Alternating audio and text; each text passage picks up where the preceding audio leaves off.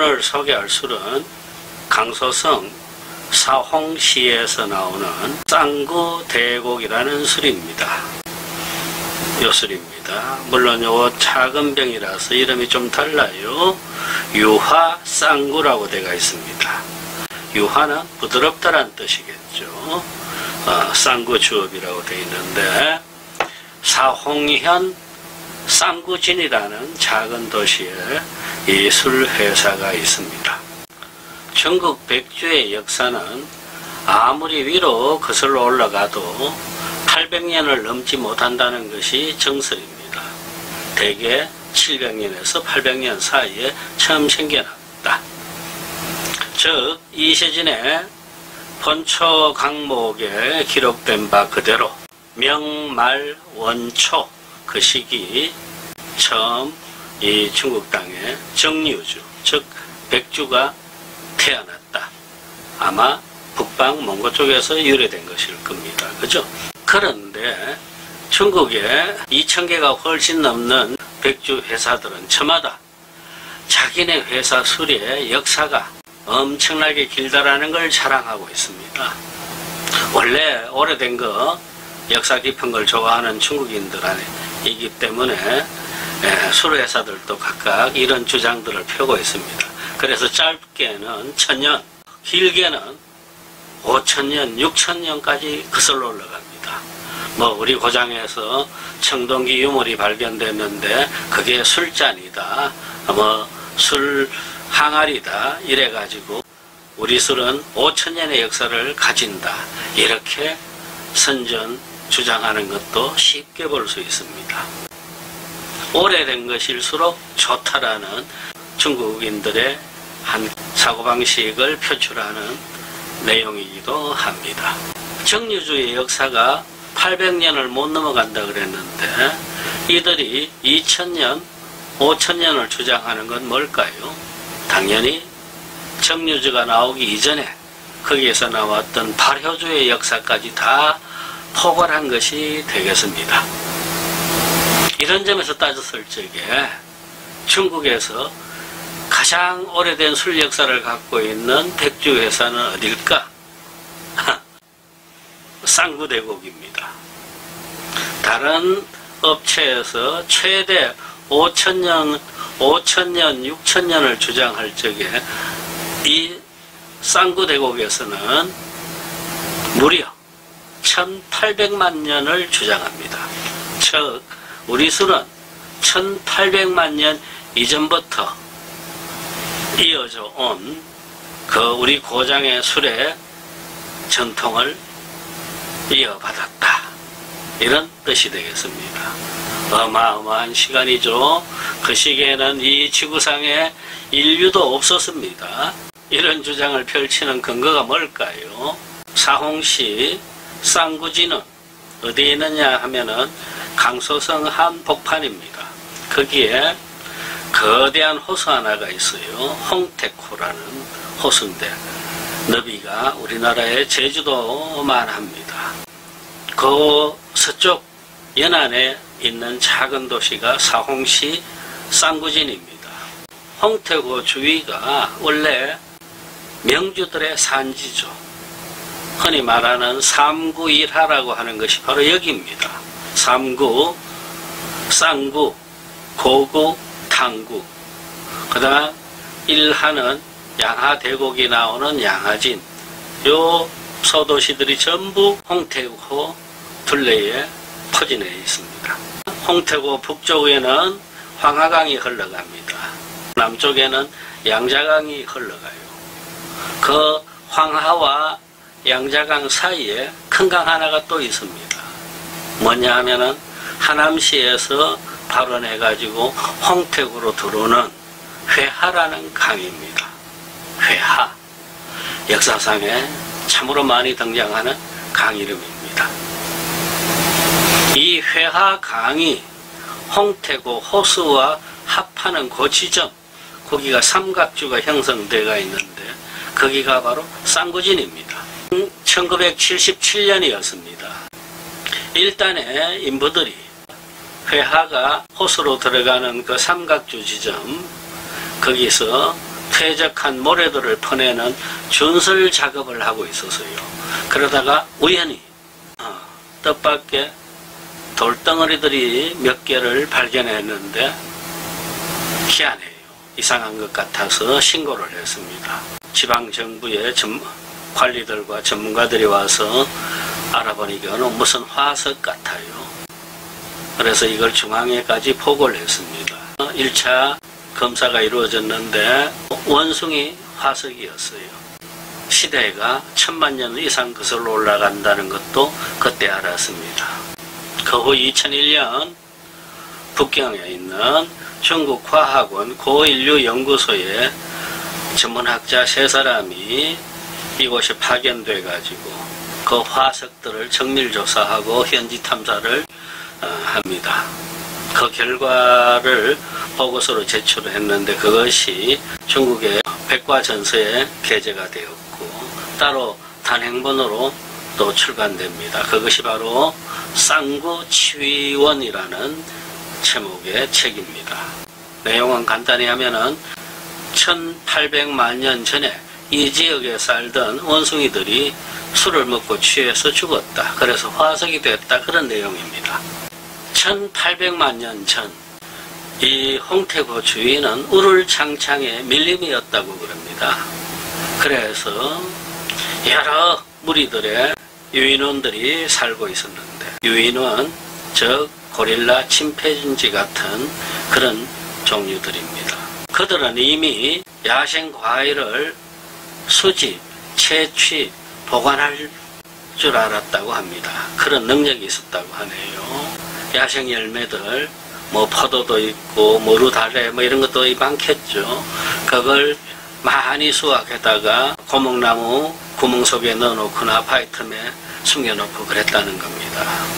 어느 날 이들이 보관해놓은 음식을 먹으려고 가봤더니 과일들은 사라지고 빨간 물들만 잔뜩 고여 있었겠죠.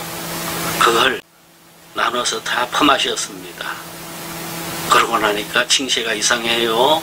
온몸이 뜨거워지고 저절로 웃음이 막 나오고 막 기분이 좋아진 거 그죠? 그렇게 온 무리들이 취해서 쓰러져 잠들었어요. 그런데 이들이 몰랐던 게 하나 있었습니다. 즉 회화 상류에서 큰 비가 내려가지고 홍수가 밀려오고 있다는 사실을, 그리고 순식간에 그 거대한 강물은 이 밀림을 덮어버렸겠죠. 그리고 1800만 년이 지나가지고 이 삼각주에서 화석이 된 채 발견됐던 것입니다. 야생의 열매가 자연 발효된, 그래서 술이죠. 그 술을 막 먹고 취해서 잠들었던 원숭이들이다라고 추정하는 것입니다. 이 연구 발표가 있은 뒤부터 쌍구 삼각주는 중국 술의 발상지, 이런 영예로운 이름을 얻었고 시인묵객들은 또한 취한 원숭이들이 놀던 땅이라고 재미있는 이름을 붙이고 그랬습니다. 여기서 나오는 술이 바로 쌍구대곡이다. 쌍구대곡은 역사가 오래됩니다. 우리도 잘 아는 시인 당송팔대가 중에 한 사람인 서동파가 있죠. 북송시대 사람입니다. 서동파가 그 개혁파인 왕안석이랑 반대편에서 있다가 핍박을 많이 받고 했는데, 그리하여 스스로 자기는 바깥 시골에 가서 배설을 하겠다 하고 도성을 떠나옵니다.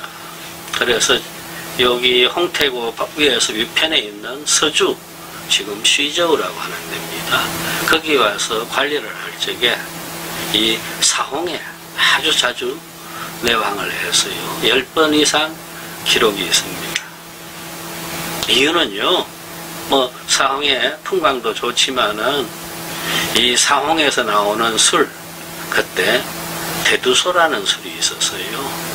집안에서 만드는 가양주에다가 과일들을 보태서 빚어낸 술이 바로 대두소란 술이었는데 서동파가 이 술을 아주 좋아했던 모양입니다. 그 무렵에 남긴 이 술에 대한 호감을 나타내는 시 한 편이 있는데 읊어볼까요? 냉연욕서선 자동한데 고등 하사 독성화인가 사군 반야 분소주하니 양기 천호 일소화로다. 글을 쓸까 하고 벼루를 당겼더니 벼루가 저 먼저 얼어붙어 버리네. 외로운 등불은 무슨 일로 홀로 꽃을 피우는가. 깊은 밤 친구가 소주를 보내오니 놀라 일어난 처자식들까지 한꺼번에 웃음을 터뜨리도다. 이런 시입니다. 겨울날 그 추위 속에 벼루에 먹물도 얼어붙는 그 풍경입니다. 등불이 꽃을 피운다라고 하는 것은 옛날에 그 심지를 기름에 담궈 갖고 불을 켰죠. 그럴 경우에 기름이 넘치거나 불똥이 튕겨 갖고 이렇게 작은 폭발을 일으키는 걸 가지고 꽃을 피운다 그랬습니다. 그 등이 그렇게 꽃을 피우면은 반가운 소식이 있거나 손님이 온다고 그랬답니다.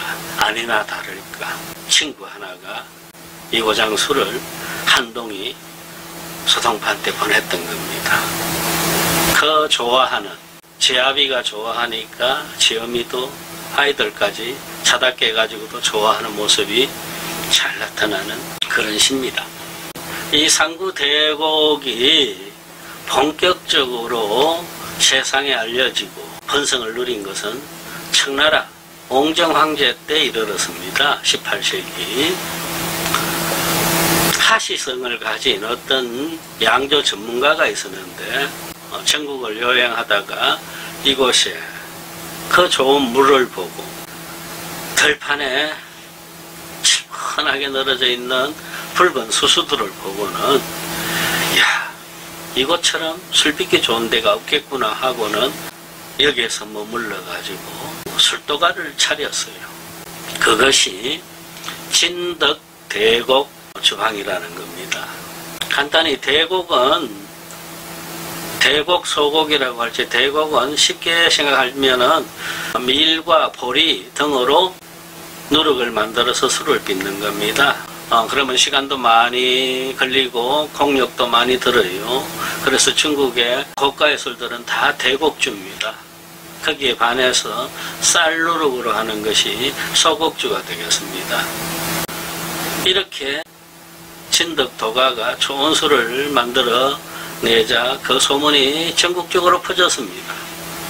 그리하여 이 집의 술 이름이 북쪽으로 삼천리에 퍼지고 술맛은 강남의 제일이다. 이런 얘기까지 듣게 되었습니다. 술 산업이 번성하게 되니까 절로 다른 산업까지 다 부흥하게 됩니다. 그리하여 토목상, 미곡상, 약방, 여인숙, 음식점 이런 것들이 거기에 잔뜩 쌍구진에 차려지게 됐는데 그 무렵 벌써 이런 업소가 400군데나 됐다고 합니다. 그런 번창한 시기가 있었는데 2010년 무렵 제가 여기를 찾아갔을 적에는 그런 번화한 모습은 전혀 없고 한적하다 못해 마치 죽은 도시처럼 저교함까지 느꼈습니다. 거대한 상구대고 큰 술회사가 하나 있고 그 온 도시엔 작은 쌍구자 들어가는 백주회사들이 수십 개가 옹기종기 모여 있었는데 길거리에는 거의 인적도 없던 그런 모습을 봤습니다. 한잔해 볼까요?